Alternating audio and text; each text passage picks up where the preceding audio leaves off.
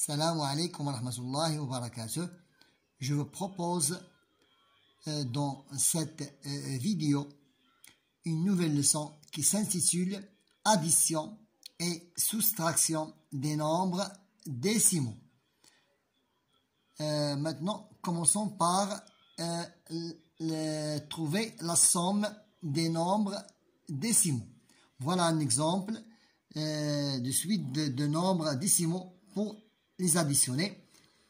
Donc, pour additionner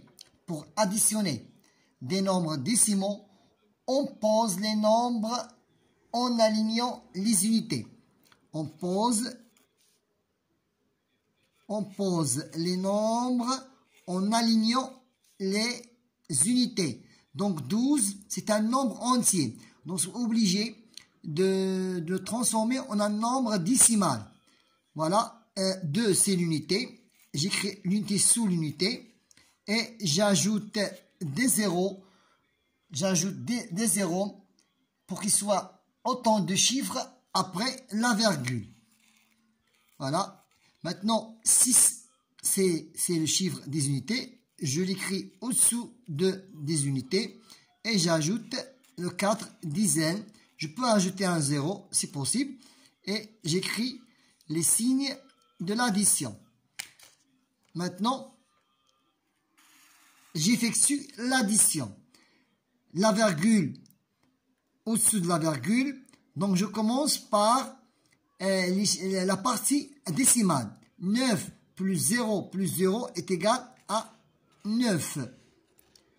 8 plus 0 plus 4 est égal à 12. Je fais le calcul.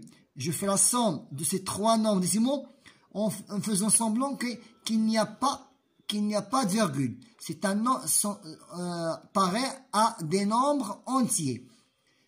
12, je retiens une dizaine. 4 plus 2, c'est 6. 6 plus 6 est égal à 12. J'écris 2 et je retiens une dizaine. 1 plus 1 est égal à 2. Maintenant, comment faire pour ajouter la virgule? La virgule du résultat se trouve sur la colonne des virgules. Voilà, c'est 22,29. Maintenant, passons à la soustraction.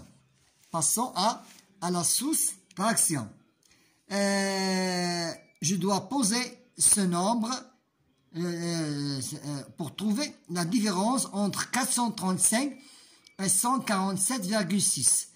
Donc, puisque 435, c'est un nombre entier naturel, je dois le transformer en un nombre décimal en ajoutant une dizaine.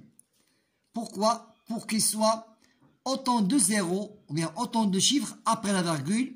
Donc, j'aligne, donc je dois placer les nombres de façon que les virgules soient sur la même colonne verticale. 6, 7, 4 et 1. Et pour trouver la différence entre ces deux nombres décimaux maintenant. En essayant de calculer ces deux nombres, pareil à deux nombres entiers naturels. Donc, lorsque j'illustrerai un nombre décimal d'un nombre décimal, on place les nombres de façon que les virgules soient sur la même colonne et on opère comme s'il s'agissait de nombres entiers. Et on opère l'opération comme il s'agissait de nombres entiers. 0 moins 6, impossible. Je dois trouver la retenue. J'emprunte et je fais revenir la retenue. 10 moins 6, c'est 4. 5 moins 8, 7 plus la retenue, c'est impossible. Donc, je dois emprunter une dizaine et je la fais revenir à 4. 15 moins 8, c'est 7. 3 moins 5, impossible. Je j'emprunte et je fais revenir la retenue. 13 moins 5. 13 moins 5, c'est 8. 4 moins 2, c'est 2. Maintenant, il ne reste qu'à ajouter la virgule de résultat qui se trouve sur la colonne verticale. Je dois placer la virgule sur la colonne verticale. Alors, c'est 287,4. Donc, c'était des petites démonstrations qui concernent l'addition et la soustraction des nombres décimaux.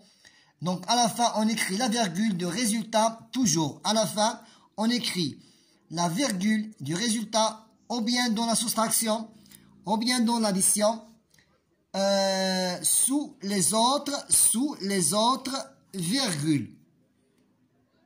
Merci.